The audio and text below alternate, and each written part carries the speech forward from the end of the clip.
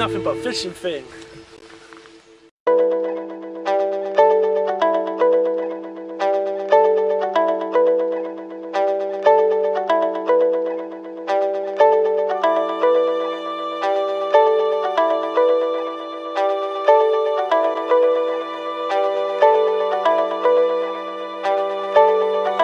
So you were joining me on the bank of Little Shearwater once again, this time for a 24-hour session. I'm really looking forward to this one because firstly I haven't done a night session since last summer, and secondly I've never really caught much out of this place. I've had the one, but the ones that have come out I've seen, like Andy and Jason have been real beautiful fish, quite dark mirrors and all mint condition. So I know that if I do pick up a few, they may only be small, but I know they're going to be stunners. As you may have saw on Facebook, I've been given one of these things. This is a deeper Fishfinder, and you cast this out and via Bluetooth it pairs up with your phone or tablet and gives you information on depth, what the bottom's like, and also pings back if it finds any fish. And the first thing I found quite clearly was that there's a lot of fish hanging around mid-water. I've done a scout around in front of me. The average depth is about 6.8 foot. So just under 7. The deepest I found was 7, the shallowest out there was 6, so it's around 6-7 foot everywhere. And all the fish were hanging almost exactly in the middle, about 3 foot. It was pinging back to me 3 foot, 3.8 foot, 2.8 foot, this sort of thing. So I've got a zig out on the left rod. I haven't actually had anything on it, but that's where I saw a lot of fish.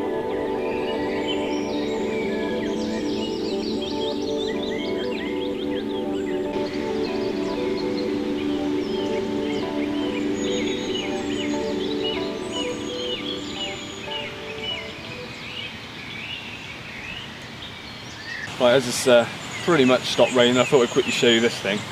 Like I said, it's a Fishfinder, well, echo sounder, sort of, it picks up the depth, what's on the bottom, whether it's like weeds, silt or hard bottom sort of thing. And it transmits back to my phone. So if I just try and turn this on, I'll try and show you on the phone as well. Flick my Bluetooth on. That thing doesn't turn on until it's in the water, so put it in the water.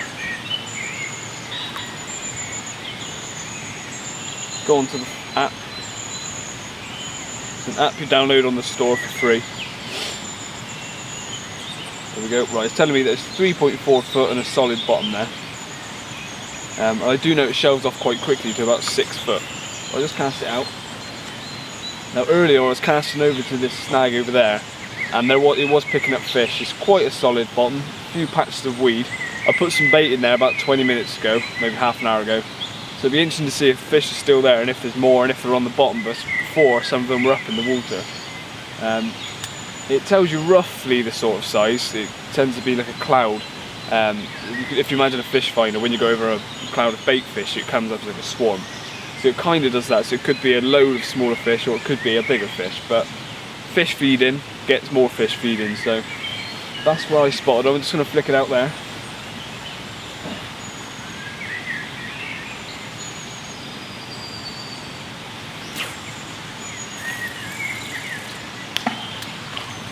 Now it's about 4 ounces, I think they said it is, 4 ounces, so it's quite a weight cast. Right, it's only 2.5 feet right there, it's right next to a snag. 3.5, and it's quite weedy. There we go, I pinged the fish. And again, just bring it back to where I put the bait in.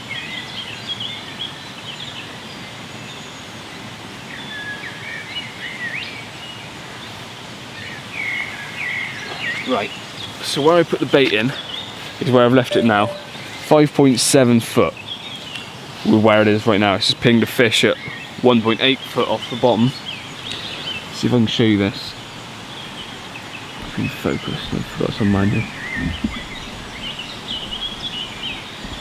There we are.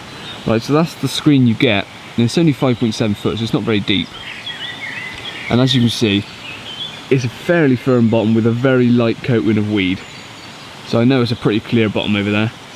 And it's, like I said, 5.7 feet. There we go, I've just pinged another fish. So it does show you, and another one. That one's a bit lower down. And another one. So it's quite accurate, and it's a bit of fun. And also, I know some people are going to probably think this is cheating, but then again, there's a lot of different methods you can use in fishing nowadays, and this is just one of them. So I don't know, it can help you. It could really make fishing a bit quicker, especially like here. I don't know a lot about this lake. I've only fished it a couple of times in the winter when, well, we just came up for the day and we had a couple of fish. Our first session up here we had a few, but this time I just thought trying this, it's already told me a lot more about the lake than I knew, so it's quite interesting, and I think it's quite nifty. And I'm sure I'll be using it quite a bit more. So like I said, I found a few spots, and that spot earlier had some fish in, it still does, so I might put a rod over there later. Other than that, like I said, fishing's a bit slow at the moment. I've seen one carp for definite right at the other end, completely boshed out, and it sounded like quite a decent size actually, and I looked out and it was quite a big splash as well. So I'll keep an eye on it. If the fish are predominantly up the other end in the weed, then obviously I'll move up there, but I'm feeling right where I am. There's still a lot of activity, a lot more than when it was in the winter. So yeah, we'll see how fishing goes. Bring this back in. It's coming up 5 o'clock, so I've been here a good few hours now. Just mainly getting the feel for the place, getting the feel for where I'm putting the rods and things. So hopefully it'll kick off towards the evening, and we might have some in the night as well. So you never know. I'm just looking forward to having a good 24 hours on the bank. Let's see how it goes. So the temperature is starting to drop a bit now. I know it's meant to get down to only 7-8 degrees, maybe less than that tonight, so it's not going to be the warmest, and tomorrow is meant to be bright and sunny, but again only feeling tops of 10 degrees, so it's not a very warm one. Really enjoying being on the bank and knowing that I don't have to pack up now from here until tomorrow. So I'm just sat here drinking me cider, watching kingfishers and herons and all sorts, and I'm the only one on the lake, so it's really peaceful down here, and just and that's the main thing about fishing, isn't it, really? Just enjoying yourself and having a bit of relaxation. So hopefully the relaxation will be shattered with the sound of a bite alarm screaming off, but that's we can always hope. We'll see. But yeah, I'm feeling good for the evening, and it's just coming up, yeah, it's 20 to 6, so I'll probably get tea on fairly soon. Standard chili con carne, that's my overnight meal. I accidentally picked up 2 cans. I thought I picked up a chili as well, curry. So I got chili today and chili tomorrow. Brilliant. Never mind. Come on, we need a vlog with a fishing now, don't we? Come on, fishies. Right, well this is quite good. I just wound in the right rod because I saw a few sort of bow waves and a few swirls coming from down this margin. So I wound it in and I had a walk along here. I'll just turn the camera around. Just in here, under all these trees, I had a walk along. I'll probably do it again now actually.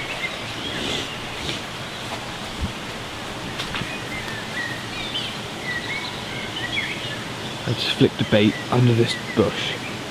Just about managed to. From there, I side cast it just under. Go along here.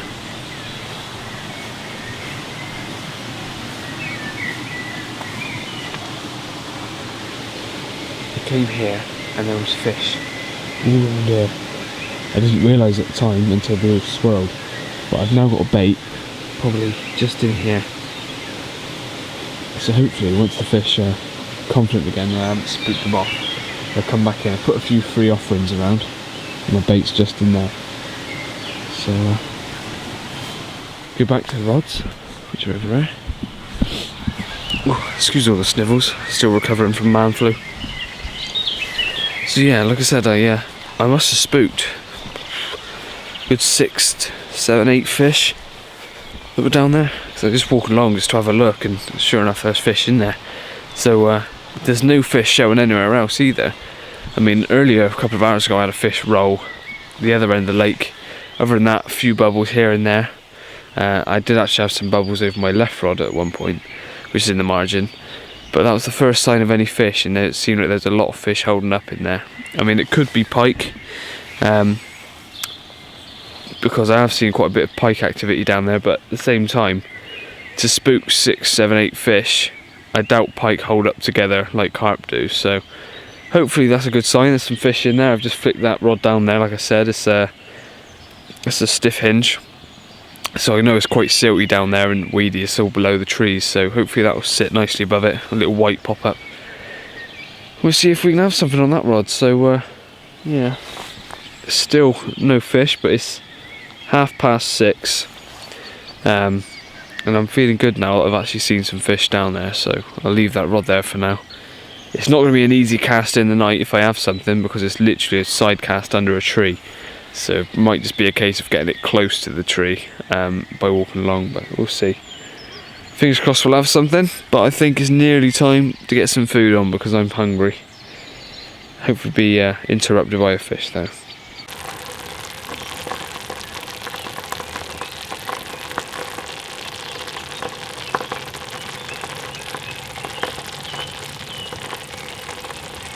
So unless I have something in the night, which fingers crossed we will, you won't see me till the morning, so hopefully we'll have something.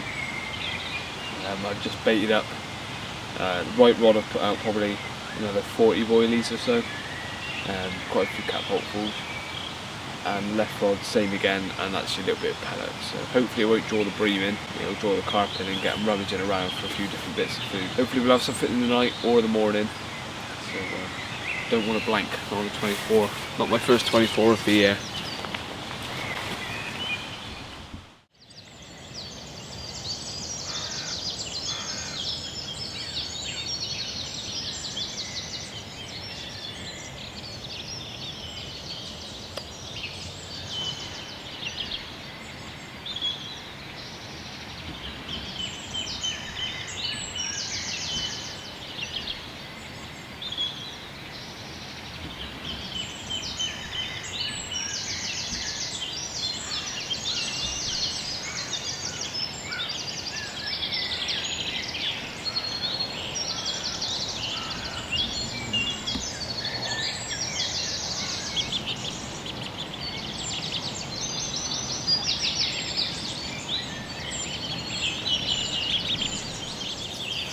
Morning.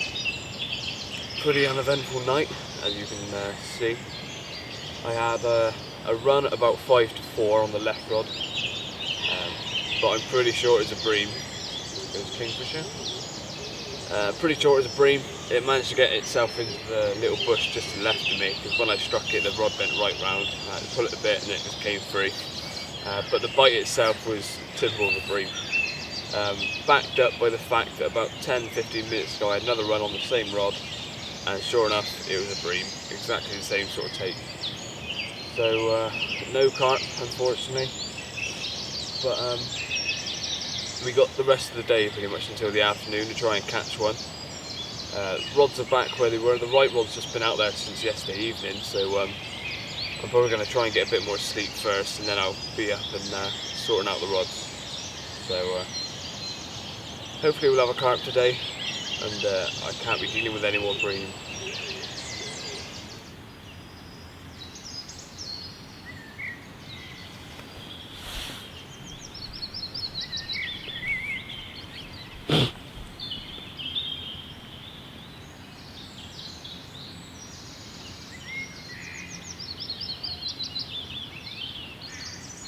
That was quite a nice surprise. Like I said yesterday, well I don't know if I said on camera actually, I saw a deer yesterday evening coming down to the lake, and I spooked it off because I didn't realise it was there. I came up with it, it stared straight at me and went back into the trees.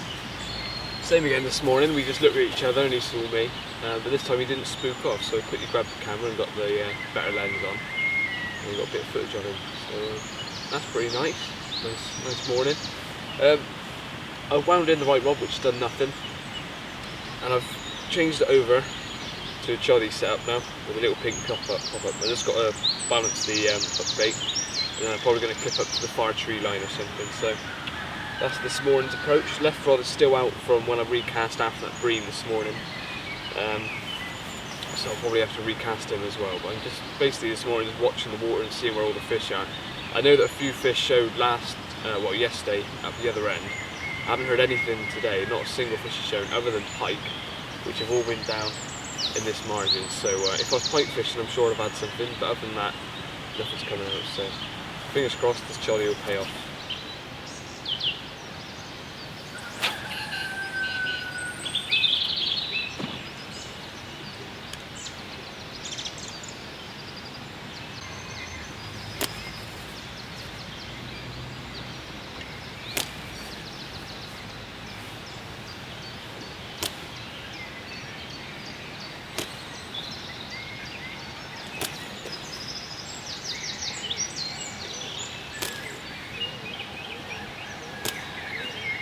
Right then, so as you saw, I cast the right rod just off this, oh, my big finger's in the way, but right where that snag is, it's just to the left of that, and I've got some bait around that as well.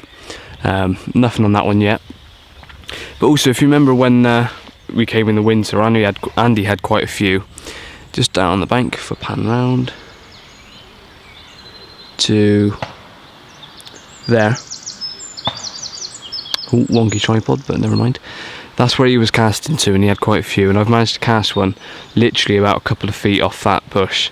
It was probably my second cast before I'd even clipped up, and it went absolutely perfect, so I've left that there.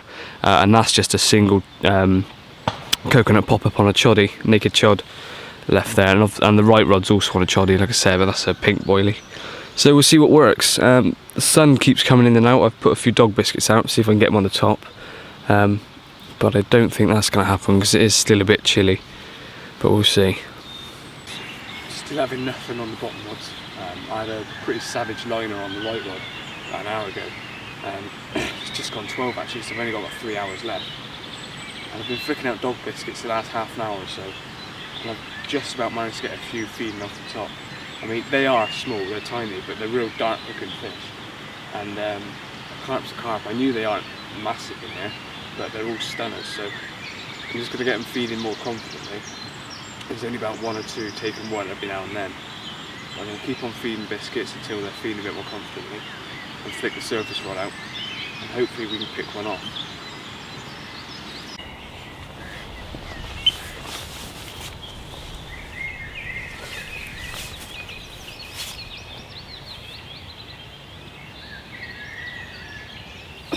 Well, I'm coming towards the end of the session. The last few hours I've been trying non-stop to get them feeding on the surface and take my bait. They're very, very small fish out there, mind, but a few nicer ones out there as well, and ever so finicky on taking the bait. They weren't really feeding confidently, and the weather isn't perfect for it, although it was flat calm a lot of the time. It's just not quite warm enough and bright enough, to be honest. I mean, if I had them up on the surface and then the weather came like this, it'd probably be fine, but trying to get them up to start with weather like this is a bit more difficult. But yeah, like I said, I've been trying hardest on that. Nothing on the bottom rods, so it's looking like it's going to be a blank. Although I've had my last few sessions I've been catching, it looks like I've got another blank to add to the yearly tally. Here we go then, better late than never. I got about an hour left of fishing, and the right rod, which was a choddy over to the far margin, just by a snag, has gone off, and he's bristling right up, so I've got to try and be careful with him. But this is the reason I came here. Come on, mate. He's an angry little fish. Stay calm. Because look at that absolutely stunning old mirror. Apparently these fish are up to 20 years old, possibly even more than that. But that is the reason I came, because they are absolutely stunning mirrors. It's common in as well in ghosties, but happy days. Like I said, I was trying to fish from on the surface, and the right rod peeled off, and I think this is only about my second ever fish on a choddy, so I am made up with that. Got some pictures already, so just slipping back.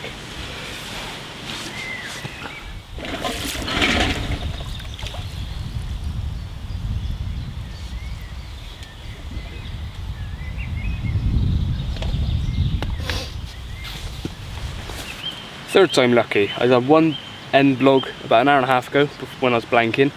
I've since had a fish, so I did another one. Didn't turn the bloody mic on.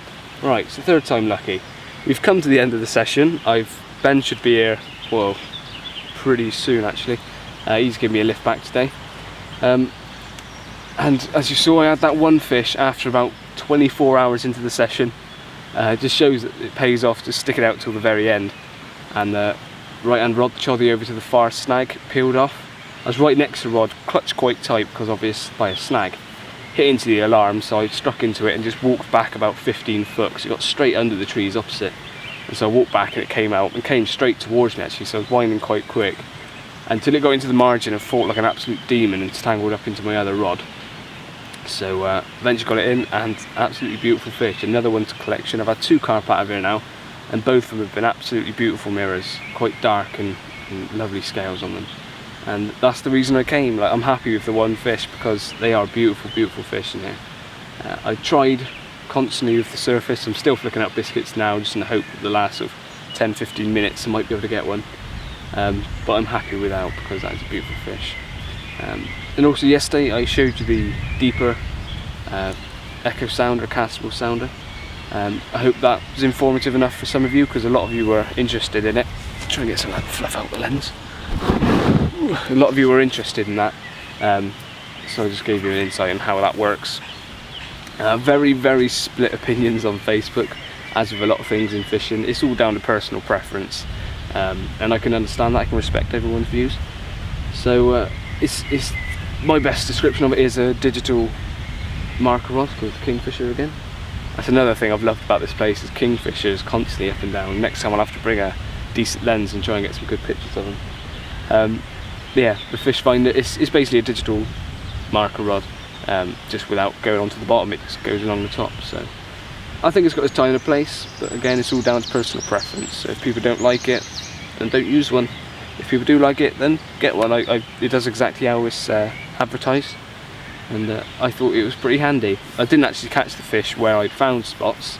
I fished to where I caught one before. So yeah, I think it's got a time and a place. But it's up to you. Leave a comment below or add me on Facebook, and there's a discussion on there. So I'd like to know your opinions on it. Hope you enjoyed the video. Add me on Facebook and Instagram, Nuffinbutfishing, and I'll see you again next time. Cheers for watching, guys.